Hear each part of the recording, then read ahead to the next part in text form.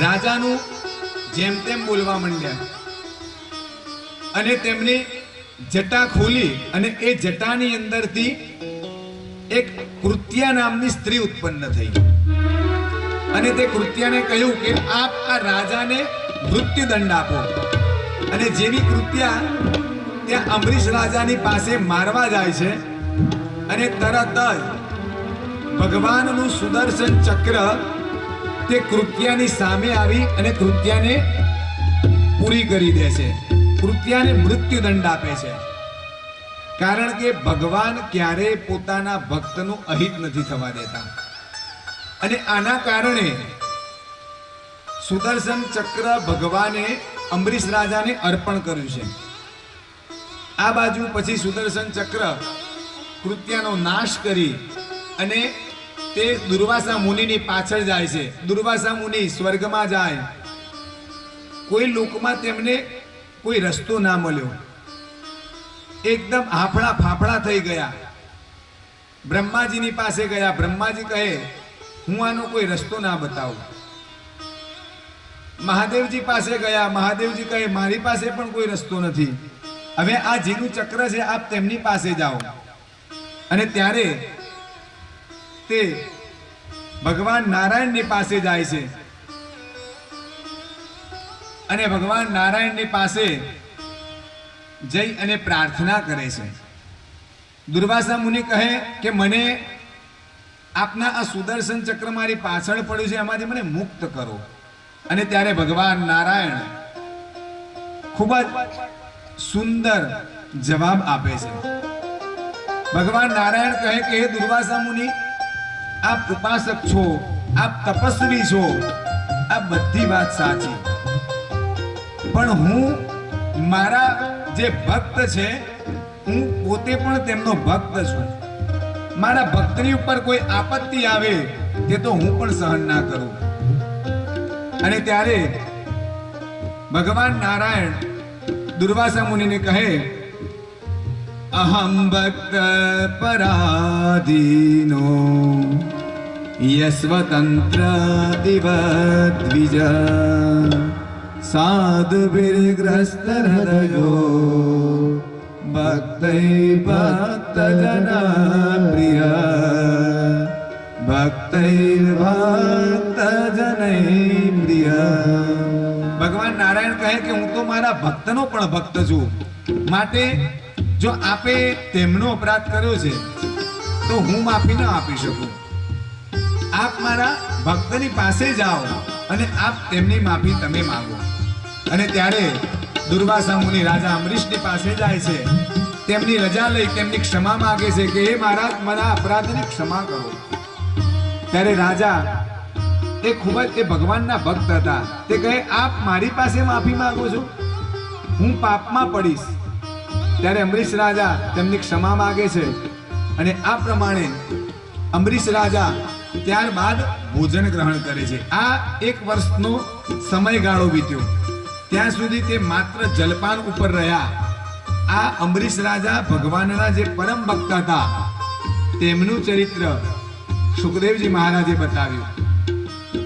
ત્યારબાદ સુખદેવજી કહે કે આ તો ભગવાનના ભક્તોની મેં વાત કરી, પણ જે આ સંસારની અંદર માયામાં સપડાઈ જાય અને પછી તેમાંથી બહાર ન આવી શકે તેવું જે એક તમને કથા કહું છું.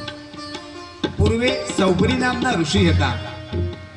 તે નદી કિનારે ભગવાનનું જપ કરતા હતા. એટલે નર અને માદા માછલીની જોડીને તેમને જોઈ અને તે જોડી આ ત્યાં આગળ જે જોડી ફરતી હતી, આ બંને માછલો અને માછલીની આ જોઈ તેમને સંસારની અંદર માયા તેમના ચિત્તમાં ચોંટી. પહેલા તે તો ઋષિ હતા, સંસારી ન હતા, પણ આવું જોડકું જોયા પછી તેમને પણ સંસારના સુખો ભોગવવાની ઈચ્છા થઈ અને તે રાજા મંધાતાની પાસે ગયા છે. તે રાજાને 50 દીકરીઓ હતી. સૌભરી ઋષિ કહે, આપ મને આપની દીકરીની સાથે લગ્ન કરવા છે. તો કે કઈ દીકરીની સાથે? તો કે ગમે તે દીકરીની સાથે મને લગ્ન કરાવી આપો. એટલે કે રાજા મૂંઝાયા. રાજા કે આ ઋષિ આટલા વૃદ્ધ અને મારી આ જે કન્યા છે તે કન્યાના લગ્ન કેવી રીતે કરાવું હું? અને તેમને એક યુક્તિ વિચારી. રાજા કહે, લગ્ન કરાવવાની ના નથી, પણ અમારે અહીંયા એક નિયમ એવો છે કે લગ્ન કરવા હોય તો સ્વયંવર કરવો પડે, અને સ્વયંવરની અંદર જો આપની પસંદગી થાય તો મને કંઈ વાંધો છે નહીં. રાજાને થયું કે જો હું ના પાડીશ તો આ ક્રોધિત થશે અને મને કંઈક દંડ આપશે અથવા તો શાપ આપશે. એટલે રાજાએ આ યુક્તિ વિચારી અને સૌભરી ઋષિને કહ્યું. પણ આ પણ ઋષિ હતા ને જ્ઞાની હતા, એટલે પહેલા તો આગળ ચાલ્યા અને પછી વિચાર કરી અને ત્યાં ને ત્યાં ઊભા રહ્યા. તે કે આમ જવાય નહીં, નહીતર કોઈ પણ કન્યા મને સ્વીકારશે નહીં. અને ત્યારબાદ તેમને પોતાની યોગ ક્રિયાથી, કારણ કે ઉપાસક હતા અને તે ઉપાસનાના બળથી પોતાના શરીરને એકદમ સૌંદર્યવાન બનાવી અને યુવાવસ્થામાં લાવી દીધું. અને જેવો મહેલમાં પ્રવેશ કર્યો અને 50 કન્યાઓ આ ઋષિને જોઈ અને મોહિત થઈ ગઈ.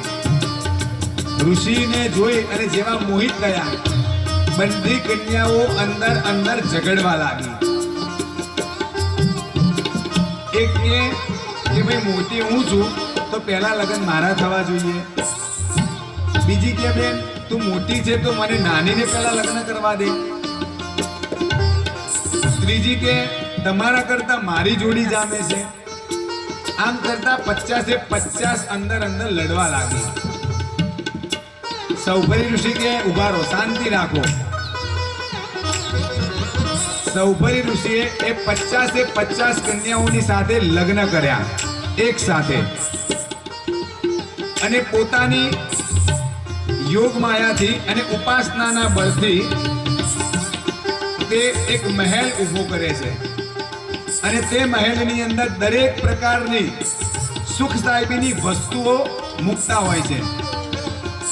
આ જે કથા છે, આજે હું બોલી રહ્યો છું, એ ભાગવતજીના 9મા સ્કંદની છે. આ કોઈ કાલ્પનિક વાત નથી અથવા તો ખિસ્સાની વાત પણ નથી. હવે જ્યારે લગ્ન કરી અને અહીંયા લાવે, થોડોક સમય વીત્યો એટલે આ રાજાને એમ થયું કે આ મારી 50 દીકરીઓએ તેમની સાથે લગ્ન કર્યા છે, તો હું જરા ખબર જોઈએ આવું, લાવો. અને તે ખબર જોવા માટે આવ્યા. અને જેવી ખબર જોવા આવ્યા એટલે એક કન્યાને મળ્યા. એટલે કન્યાને પૂછ્યું, બેટા કેવું છે, તને તમારા પતિદેવ કેવું રાખે છે? એટલે પેલી કન્યા કે પિતા મને તો બહુ જ પ્રેમ કરે છે. મને ચિંતા મારી બીજી બહેનોની થાય છે કે આ એ બધાને મને આટલો બધો પ્રેમ કરે છે અને સારી રીતે રાખે છે, તો એ લોકોને રાખતા હશે કે નહીં રાખતા હોય. મને ચિંતા એમની છે. બહાર નીકળ્યા, બીજી દીકરીને મળ્યા, ત્રીજી દીકરીને મળ્યા, ચોથી દીકરીને મળ્યા. બધાનો એક સરખો જવાબ. એટલે કે આ ઋષિ પોતાની માયાથી દરેક જે કન્યાઓ હતી તેમની પત્નીઓ તેમની સાથે રહેતા અને દરેકને દરેક પ્રકારનો પ્રેમ આપતા અને તેમને સંતોષ કરાવતા. આ બાજુ જ્યારે પોતાનો સમય વીત્યો અને દરેક તેમની જે આ રાણીઓ હતી તે રાણી દ્વારા તેમને એક સ્ત્રીથી 100 પુત્ર થયા અને એવી રીતે તેમને 5000 સંતાનો થયા અને તેમના આ પ્રજોત્પત્તિથી સૃષ્ટિની વધારો થયો અને જ્યારે તેમની ઉત્તરાવસ્થા આવી ત્યારે તેમને આ એમની ભૂલનું જ્ઞાન થયું કે મેં આ બહુ મોટી ભૂલ કરી દીધી. જો ઉપાસનાના માર્ગથી મેં આટલું બધું બદલી નાખ્યું હોય તો મેં એક ક્ષણવાર માટે થઈ અને જે મેં માછલાને જોયો અને મારી આ માનસિક પરિસ્થિતિ આવી તો મેં મારા જીવનનો બરબાદ કરી નાખ્યો. અને તેમને સાચું જ્ઞાન થયું ત્યારે તે આ બધું છોડી અને વનમાં ગયા, ભગવાનનું કીર્તન કરવા લાગ્યા અને તેમની પાછળ તેમની આ 50 રાણીઓ પણ ત્યાં ગઈ અને દરેક ભગવાનની અંદર પોતાનું મન પરોવી અને ભગવાનની ધામની અંદર જાય છે અને ભગવાનનું ભજન કરવા લાગ્યા. અને આ પ્રમાણે તે આ ભગવાનની ભક્તિ કરવા લાગ્યા હતા. સુખદેવજી કહે કે આવી રીતે ભગવાનની આ સ્તુતિ કરતા કરતા તે ભગવાનને પામે છે.